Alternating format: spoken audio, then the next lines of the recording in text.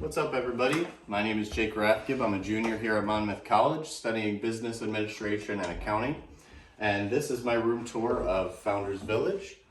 So in here is the living room. You get a couch and a couple chairs as well.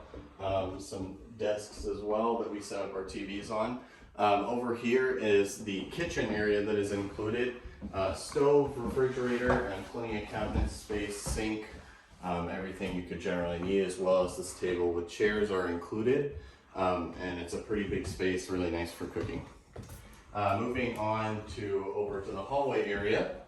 Over here is what separates the two bedrooms and the bathroom. If you want to take a look in the bathroom, it is a full bathroom, toilet, shower, sink, and then over into here is the bedrooms. This is my roommate's room here.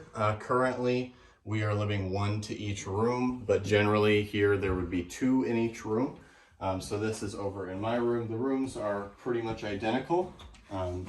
As you can see, they are plenty roomy, and it's a great place to stay. So that is the room tour for Founders Village. Thank you.